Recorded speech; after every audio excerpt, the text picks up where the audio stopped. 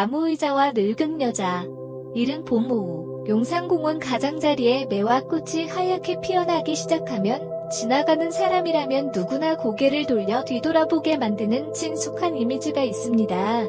은빛 머리카락을 가진 한 노부인이 밝은 베이지색 모직 코트를 입고 오래된 은행나무 아래에 있는 나무 의자로 천천히 걸어갔다. 그녀의 발걸음 하나하나가 시간의 흐름에 따라 흔들리는 듯 가볍지만 무거웠다. 그녀는 조용히 의자에 앉았다. 주름진 손이 무릎 위에 깔끔하게 올려져 있다. 그의 눈은 누구에게도 고정되지 않았다. 오직 공원 입구에만 고정되어 있었는데 그곳에서는 젊은이들이 수다를 떨며 손을 잡고 있었다. 그녀는 거기 앉아 있었습니다. 아무 말도 하지 않고 아무것도 하지 않았습니다. 잠깐만 기다려요. 자신만이 아는 누군가를 기다리고 있어요. 그녀의 이름은 김연자이고 1947년생입니다. 그녀는 곧 80세가 됩니다. 그녀의 남편 최두식은 군인이었습니다. 그는 1995년에 실종되어 집을 떠난 뒤 돌아오지 않았습니다. 그날부터 연자는 매일 공원에 앉아 있었습니다. 처음에 사람들은 그녀가 신선한 공기를 찾고 있다고 생각했습니다. 그러자 사람들은 그녀가 1년 내내 같은 장소, 같은 시간에 앉아 같은 방향을 바라보며 변함없이 지내는 것을 보고 그녀가 남편을 기다리고 있다는 것을 깨달았습니다. 어느 날 그는 돌아올 것이다.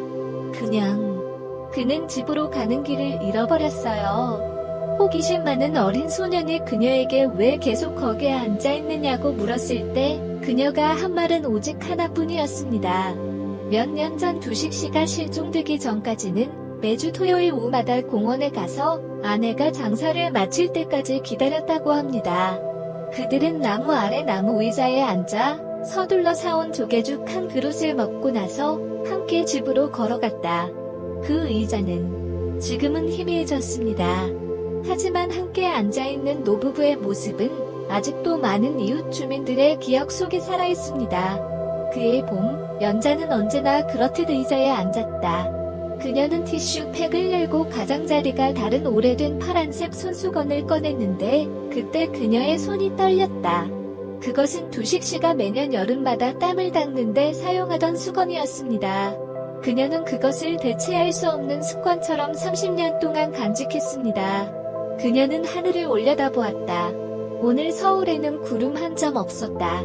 오직 은행나무 위로 비치는 부드러운 햇살만이 그녀의 은빛 머리카락 하나하나에 따뜻한 황금빛을 뿌리는 듯했습니다. 선생님, 오늘은 날씨가 정말 맑네요. 다시 돌아오면 옛날처럼 같이 죽을 먹으러 갈까요? 그녀는 부드럽게 말했다. 부드러운 바람이 불었다. 마치 하늘과 땅이 시들어질 때까지 기다려온 늙은 마음의 속삭임을 듣는 듯했다. 어느 날, 한 젊은이가 자전거를 멈추고 그녀를 바라보며 물었습니다. 할머니, 왜 그렇게 혼자 앉아 계세요? 연자는 미소를 지었다. 그녀의 눈은 나이에 흐릿했지만 여전히 친절함으로 빛났다. 대신 그녀는 자신이 사랑하는 사람과 함께 앉아있기 때문입니다. 저는 그것을 전혀 보지 못해요. 청년은 당황하여 주위를 둘러보았지만 그녀 외에는 아무도 없었다. 하지만 연자의 눈에는 그 자리가 비어있지 않았다. 두식 씨는 여전히 그 자리에 앉아 낡은 코트를 입고 그녀에게 미소를 지으며 손에는 김이 모락모락 나는 뜨거운 죽 한 봉지를 들고 있었습니다. 오후가 저물었습니다. 공원에 있던 사람들이 하나둘씩 떠났다. 오직 늙은 여인과 오래된 나무 의자만이 오래된 은행나무 아래에 남아있었습니다. 참새들이 둥지로 날아가며 지저귀였고 가로등이 막 켜지면서 주름졌지만 여전히 희망에 찬 얼굴을 비췄다. 연자는 천천히 일어나서 치마를 쓸어내렸다. 그녀는 큰 길로 이어지는 작은 경사면을 향해 한 걸음씩 걸어갔다. 의자는 다시 비어 있었습니다. 마침표.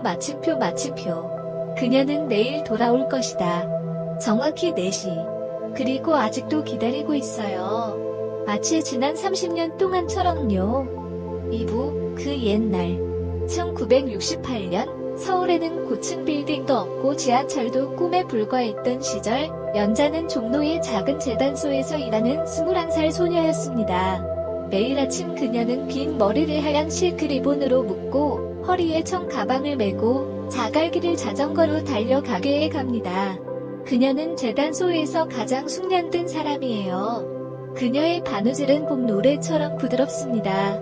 한 번 온 고객은 그녀의 재봉 실력뿐만 아니라 항상 조용히 천의 주름 하나하나를 살피는 그녀의 부드러운 눈빛 때문에 영원히 기억하게 됩니다. 그녀는 그곳에서 근처 우체국에서 일하는 청년 죄두식을 만났습니다. 그는 종종 군대에 있는 옛 동료들에게 편지를 전달하러 왔지만 그 진짜 목적은 가게 앞에 꽃들이 고개를 갸웃거리게 만드는 그 소녀의 미소에 감탄하기 위한 것이라는 걸 누구나 알고 있었다. 어느 날 그는 소포를 배달하던 중 그녀의 책상 위에 작은 소포 하나를 조심스럽게 올려놓았습니다. 소포 안에는 밝은 파란색 실로 나는 글자가 수놓아진 손수건이 있었습니다. 그녀는 혼란스러운 표정으로 글을 올려다보았다. 대시 이건 당신을 위한 거예요. 내 생각엔 내년 여름에 필요할지도 몰라요. 서울의 땀은 내 고향보다 훨씬 더 뜨겁습니다. 그녀는 얼굴이 붉어지고 살짝 고개를 끄덕였다. 그리고 그날부터 그 스카프는 그녀에게 뗄 수 없는 아이템이 되었습니다. 아침 바람처럼 아름답고 부드러운 사랑 이야기의 시작처럼요. 그들은 각자의 성격처럼 서로를 천천히 알게 되었습니다. 두식은 화려한 말솜씨는 없지만 가게에 갈 때마다 뭔가를 가져간다. 빵 한 조각, 사과, 때로는 길거리에서 주운 노란 잎사귀 하나. 연자는 선물을 받을 때마다 가볍게 미소를 지으며 아무 말 없이 조심조심 치워두곤 했다. 그의 가을 길 곳곳에 나뭇잎이 떨어지던 때 그는 그녀를 한강 근처 공원으로 산책하러 가자고 권했습니다. 그 둘은 은행나무 아래 나무 의자에 앉았는데 그 이후로 매년 몇몇 젊은 커플이 그곳에 함께 앉아 개인적인 이야기를 속삭이곤 했습니다. 그들은 거기 앉아 있었고 손은 서로 닿지 않았지만 마음은 서로 엮여 있었습니다. 그날 서울의 하늘은 맑고 바람은 시원했으며 그는 도리자에 앉아 속삭였다. 대신 나중에 마침표 우리 머리가 하얗게 될 때까지 여기 앉아서 같이 있을게요. 알았죠? 연자는 돌아서서 고개를 끄덕였다. 조용히 고개를 끄덕였지만 그의 가슴은 터질 듯했다. 그들은 1년 후에 결혼했고 남대문 시장 뒤편의 작은 임대방에서 살았습니다. 그들은 가난하더라도 서로가 있습니다. 그는 매일 아침 일찍 출근하면서 그녀에게 몇 줄의 낙서가 적힌 작은 메모를 남겼습니다. 매일 오후 그녀가 집에 돌아오면 그는 이미 공원에 앉아 따뜻한 죽 한 봉지를 들고 그녀가 오기를 기다리고 있었습니다. 그 나무의자, 연자가 30년 동안 앉아있던 바로 그 의자는 그들의 가장 소박했던 행복의 모든 순간을 지켜보았습니다. 하지만 1995년 겨울이 왔고 그 겨울은 끊임없이 차가운 바람과 함께 찾아왔습니다. 어느 날 아침, 두식 씨는 평소보다 일찍 일어났습니다. 그는 멀리 사는 옛 친구에게 편지를 보내야 하며 정오 전에 돌아올 것이라고 말했습니다. 연자는 그저 내라고 부드럽게 대답하고 어렸을 때부터 가지고 다녔던 낡은 파란색 손수건을 남편의 손에 쥐어주었다.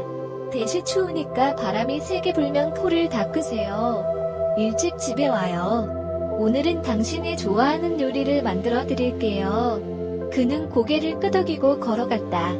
다른 날과 마찬가지로 정상적으로 걸어가세요. 그것이 그녀가 그를 본 마지막 순간이라는 것을 아무도 몰랐다. 그는 결코 돌아오지 않았다. 편지 없음. 전화가 없습니다. 흔적이 없습니다. 작별 인사 한마디도 없었다. 그녀는 모든 곳을 수색했다. 경찰에 신고하고 지인에게 물어보고 모든 진료소로 달려가세요. 한 달, 2달, 1년, 그리고 2년. 3마침표. 세상은 변화합니다. 하지만 그녀의 심장은 남편이 사라진 순간에 멈춰선 시계처럼 꼼짝도 하지 않았습니다. 그는 나한테 말도 없이는 어디에도 갈 수 없어. 뭔가 일이 일어났나 마침표. 하지만 나는 당신이 돌아올 것이라고 믿어요. 그리고 그날부터 그녀는 같은 의자에 앉았습니다. 매일 오후 정확히 4시. 기다리다. 3부 의자 위에서 세월이 흐른다. 1996년 여름 두식 씨가 실종된 지 꼭 1년 후 연자는 평소처럼 공원에 앉아 있었습니다. 서울의 더위가 거리를 태웠지만 그녀는 하루도 빠지지 않았습니다. 근처에 있던 아이스크림 장수 정환이라는 청년은 할머니가 매일 아무것도 먹지 않고 아무에게도 전화하지 않고 조용히 앉아있는 것을 보았습니다. 어느 날 그는 소심하게 그녀에게 딸기 아이스크림을 가져다 주었다. 할머니, 이 나무는 비싼 값에 팔지 않아요. 선물로 드리는 거예요. 그녀는 하루 종일 여기 앉아 있었어요. 정말 더웠어요. 연자는 그 소년을 바라보며 부드럽게 미소 지었다. 대시. 하지만 저는 누군가를 기다리고 있어요. 만약 그 사람이 와서 나를 보지 못한다면 그는 매우 슬퍼할 것입니다. 그 대답에 정화는 말문을 잃었다. 그날부터 그는 그녀를 공원 할머니라고 부르기 시작했습니다. 그리고 그들이 낯선 사람이었음에도 불구하고 그는 항상 그녀를 위해 찬장에 아이스크림을 넣어두었습니다. 나뭇잎이 바뀌는 계절. 매년 도시는 매일 변합니다. 공원에서 놀던 아이들은 이제 학생이자 어른이 되었습니다. 그들은 결혼하고 이사를 갔지만 돌 벤치에 앉아있는 노부인의 모습은 동네에서 없어서는 안 될 존재로 그들의 기억 속에 각인되었다. 그녀 머리 위에 오래된 은행나무는 여러 번 잎이 바뀌었고 어느 해에는 큰 폭풍으로 가지가 부러졌지만 그녀는 여전히 정기적으로 찾아온다. 누군가가 질문할 때마다 그녀는 늘 똑같은 말로 대답했습니다. 대신 그는 돌아올 것이다. 그렇다고 생각해요. 예상치 못한 편지. 2010년 어느 가을 오후, 연자가 평소처럼 조용히 앉아있을 때 늙은 우편배달부가 그녀 앞에 차를 세웠습니다. 그는 그녀를 망설이는 듯 바라보더니 봉투 하나를 꺼냈다. 대시. 김연자 씨 맞나요? 그녀는 고개를 들고 고개를 끄덕였다. 대시 당신에게 보낸 편지가 있습니다. 주소는 알 수 없습니다. 실수인지 모르겠지만 수신자 이름은 맞습니다. 그녀는 떨리는 손으로 그것을 받았다. 봉투는 노랗게 변색되어 있었고 발신인 이름이 적혀 있지 않았습니다. 안에는 휘갈겨 쓴 글씨가 접힌 종이 한 장만 있었습니다. 연자야, 내가 이 편지를 읽고 있다는 건 내가 아직 내 가슴 속에 살아있다는 뜻이야. 기다리게 해서 죄송합니다. 난 당신이 나 때문에 고통받는 걸 원치 않아요. 어쩌면 세상이 나를 사라지게 했을지도 몰라. 하지만 내 마음은 결코 당신을 떠난 적이 없어. 어느 날 당신이 나를 용서한다면 계속 그 의자에 앉아 계세요. 돌아갈 수 없더라도 여전히 당신을 그곳에서 보고 싶어요. 당신이 괜찮다는 걸 알고 싶어요. 두식. 그녀는 아무 말도 하지 않았다. 그녀의 손은 종이를 꽉 쥐고 있었고 눈물은 떨어지지 않았지만 그녀의 입술은 마치 쓰러질 듯 떨리고 있었다. 정화는 이제 어른이 되었고 그 광경을 보고 그녀를 돕기 위해 달려갔다. 대시. 무슨 일이세요? 그녀는 고개를 저으며 부드럽게 말했다. 대시 괜찮아요. 그는 아직도 나를 기억하고 있을 뿐이에요. 소문. 그날부터 보내지 않은 편지에 대한 이야기가 동네 전체로 퍼졌습니다. 어떤 사람들은 이것이 농담이라고 말하고 어떤 사람들은 두식 씨의 영혼이 아직도 이 공원에 머물고 있다고 믿는다. 하지만 연자는 아무 말도 하지 않았다. 그녀는 약속 시간에 딱 맞춰 와서 가볍게 화장을 하고 가끔은 은행나무에 꽂을 작은 꽃을 가져오기도 했습니다. 대시 좀 예뻐야 해요. 그러면 그가 보고 슬퍼하지 않을 거예요. 낯선 사람들이 나타납니다. 2015년 겨울, 이상한 중년 남성이 공원을 찾아와 그녀로부터 몇 걸음 떨어진 벤치에 앉았습니다. 그는 매일 오후 정기적으로 그녀를 찾아왔지만 아무 말도 하지 않고 멀리서 그녀를 바라보기만 했습니다. 어느 날 그는 걸어갔다. 대시 김연자 씨 맞나요? 그녀는 천천히 고개를 끄덕였다. 오른쪽. 하지만 저는 그를 모릅니다. 대시 저는 최두식 선생님의 친구입니다. 최두식 선생님은 광주요양원에 계셨었습니다. 연자는 깜짝 놀랐다. 대시 제 남편을 아시나요? 그 남자는 잠시 침묵하더니 부드럽게 말했다. 대시 그는 5년 동안 제 룸메이트였습니다. 사고로 기억을 잃은 그는 이름도 기억나지 않고 그저 막연히 이름을 불렀다. 연자, 박, 은행, 사부. 남편은 자신의 이름을 기억하지 못합니다. 그 낯선 남자가 광주 요양소라는 말을 꺼낸 순간 연자의 가슴이 쿵쾅거렸다. 서울에서 남쪽으로 약 300km 떨어진 광주는 한때 평화로운 시골이었는데 두식 씨 부부는 1992년 여행 중에 이곳을 찾았습니다. 그들은 길가 국수집에 들러 수놓은 손수건 한 쌍을 사고 일찍 피는 매화 나무 아래서 큰 소리로 웃었습니다. 그녀는 전혀 몰랐다. 그곳은 그녀의 남편이 그녀가 모르는 사이에 오랫동안 살았던 곳일 수도 있었다. 깨진 기억. 박재호라는 남자는 이렇게 회상했습니다. 대시 1995년에 한 남자가 시외버스를 타고 가다가 유리문에 머리를 부딪히는 사고가 났습니다. 그는 신분을 나타내는 신분증도 이름도 고향도 아무런 생각도 없었습니다. 매일 아침 바람이 바뀔 때마다 그가 반복해서 말했던 것은 단 한 가지뿐이었습니다. 연자. 마침표 마침표 마침표 마침표 마침표 마침표. 그 말을 듣고 연자 부인의 손이 떨렸고 그녀의 시선은 무릎 위에 손수건에 고정되어 있었다. 손수건은 사라져 있었고 오진이라는 두 글자만이 시간처럼 희미해져 있었다. 대시 왜 아무도 나를 찾지 않는 걸까? 대시 그가 누구인지 아무도 모르기 때문이죠. 작년에 제가 병원을 떠날 때까지 그는 제게 공원역, 서울, 내 집이라고 주장하는 주소로 편지를 주었습니다. 검색을 시도해 보았는데 어떻게 된 일인지 여기까지 왔습니다. 그가 묘사한 바로 그 자리에 앉아있는 것을 봤어요. 마지막 편지. 그 남자는 그녀에게 또 다른 봉투를 건넸다. 안에 있는 종이에는 몇 줄만 적혀 있었고 마치 깨진 기억으로 힘들어하는 사람의 손글씨처럼 떨리는 글씨였다. 마침표 마침표 마침표. 아직도 기다리고 계시다면 용서해주세요. 그는 자신이 어디에 있는지 왜 자신의 마음이 이렇게 되었는지 알지 못했습니다.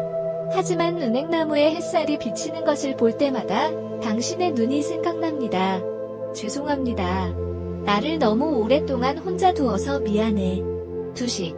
그녀는 편지를 꼭 움켜쥐었다. 30년 만에 처음으로 눈물이 주름진 뺨을 타고 흘러내렸다. 고통 때문이 아니라 마침내 그녀는 답을 얻었기 때문입니다. 하나의 결정. 몇 주 후 연자는 서울을 떠났다. 그날 오후 동네 사람들은 모두 빈 나무 의자를 보고 충격을 받았습니다. 지금은 아이스크림 가게 주인이 된 정환 씨는 이렇게 회상합니다. 대시 그녀가 멀리 가는 것을 본 적이 없습니다. 그런데도 그녀는 그날 광주로 가는 가장 빠른 버스를 타고 손수건과 죽 한 상자, 작은 은행꽃을 가져갔습니다. 그녀는 도시 외곽의 요양원에서 그를 다시 만났다. 두식 씨는 단순한 나무 의자에 앉아 있었고 그의 머리카락은 회색이었고 눈은 멍하니 창밖을 바라보고 있었습니다. 그는 더 이상 그녀가 누구인지 기억할 수 없었고 그녀의 이름을 부를 수도 없었습니다. 하지만 그녀가 그의 어깨에 손을 얹고 낡은 손수건을 그의 손에 쥐어주었을 때 그는 갑자기 멈췄습니다. 그의 뺨에 눈물이 흘러내렸다. 그는 매우 천천히 입술을 움직였다. 대시 마침표 마침표 마침표. 자. 그녀는 아무 말도 하지 않고 고개를 끄덕였다. 30년 전처럼 그의 어깨를 꼭 껴안고 머리를 가볍게 그의 어깨에 기대세요. 그 순간 시간이 멈춘 듯 했습니다. 마지막 가을. 그들은 그 후 18개월 동안 요양원에서 함께 살았습니다. 두식은 모든 것을 기억할 수는 없지만 그녀가 그를 정원으로 데려갈 때마다 그는 그녀를 자신의 삶에서 익숙한 일부로 여긴다. 그들에게는 말이 필요 없습니다. 그저 존재하는 것뿐이에요. 매일 오후 그녀와 그녀의 남편은 꽃밭에 있는 작은 의자에 앉아 조개죽 한 그릇을 들고 이렇게 말했습니다. 오늘은 날씨가 시원하니 맛있는 음식을 드세요. 죽은 공원에서 먹는 것처럼 여전히 따뜻해요. 그는 미소를 지으며 고개를 끄덕였다. 마치 기억이 사라지지 않고 그저 잠이 든 것처럼. 그 다음 가을에 그는 잠자리에서 세상을 떠났습니다. 그는 오래된 파란색 손수건을 꽉 움켜쥐고 변치 않는 사랑의 마지막 기념품으로 가슴에 얹었습니다. 오부, 의자는 아직 거기에 있어요. 두식 씨가 세상을 떠난 뒤 연자 씨는 조용히 서울로 돌아갔다. 그녀는 더 이상 예전처럼 매일 의자에 앉아있지는 않지만 가끔 맑은 날에는 은행나무 꽃다발을 들고 와서 조용히 앉아 지나가는 사람들을 바라보곤 합니다. 더 이상 이전처럼 기다리지 않고 그저 놓칠 뿐. 오래된 나무의자는 이제 지방정부에 의해 개조되었으며 의자 뒷면에는 작은 한국어 문자가 새겨져 있습니다. 기억의 벤치 메모리 의자. 한 여자가 불평 한마디 없이 30년 동안 남편을 기다렸던 곳. 그들은 그녀의 이름을 몰랐고 이야기가 얼마나 긴지도 몰랐습니다. 그 의자를 지날 때마다 사람들의 마음이 누그러지는 것을 기억하세요. 기억은 결코 사라지지 않습니다. 2023년 겨울, 연자는 예전처럼 건강하지 못했다. 두 아이의 아빠가 된 정환 씨는 여전히 자주 그녀의 집에 찾아와 예전처럼 딸기 아이스크림 한 상자를 들고 온다. 할머니, 제 아들이 물었습니다. 왜 할머니가 30년 동안 공원 벤치에 앉아 계세요? 대답할 수 없네요. 자세히 말씀해 주시겠어요? 그녀는 부드럽게 미소 지으며 창밖을 바라보았다. 말의 마침표. 평생을 한 사람만을 사랑하기 위해 사는 사람들이 있습니다. 그리고 그들의 마음이 여전히 기억하고 있다면 그 사람이 어디 있는지 알 필요가 없습니다. 그만해요. 바람이 불었다. 이듬해 봄, 연자는 바람에 쓸린 어깨에 떨어지는 은행잎처럼 조용히 잠든 채 세상을 떠났다. 침대 옆 탁자 위에는 두식 씨의 마지막 편지가 깔끔하게 접힌 채 그대로 놓여 있었습니다. 그녀는 녹색 손수건을 작은 유리 액자에 눌러 넣었고 그 액자는 오래된 흑백 결혼 사진 옆에 걸려 있었습니다. 그녀의 장례식은 시끄럽지 않았다. 그녀를 공원에서 보고 자란 아이들, 그리고 정환이의 가족 몇 명만이 이웃으로 있었습니다. 모두가 마침표. 슬픔 때문이 아니라 사랑 때문입니다. 그런 사랑 때문에 요즘 세상에 그걸 간직하려는 사람이 얼마나 될까? 그리고 의자. 그녀가 죽은 후 그녀가 앉았던 의자에 그녀의 이름이 새겨진 작은 명판이 놓였습니다. 김연자인 최두식 다음 생에 만나요. 매일 화창한 오후이면 은빛 머리카락을 한 늙은 여자의 그림자가 벤치에 앉아 공원 문을 바라보고 있다고 합니다. 아무도 감히 다가오지 못했습니다. 아무도 아무 말도 하지 않았어요. 그는 조용히 고개를 숙이고 지나갔습니다. 결론. 어떤 사람들은 위대한 것을 찾기 위해 살아갑니다. 어떤 사람들은 약속을 지키기 위해 살아갑니다. 연자 부인은 그렇게 살아다. 화려함도 소란스러움도 없습니다. 단지 돌벤치 하나, 사랑 하나, 그리고 한때 아내의 이름을 잊어버렸지만 그녀의 모습은 결코 마음속에서 사라지지 않았던 남편 하나. 그 의자는 아직 거기에 있어요. 그리고 그 이야기는 인생에서 무엇이 정말 소중한지를 일깨워주는 일화로 영원히 기억될 것입니다.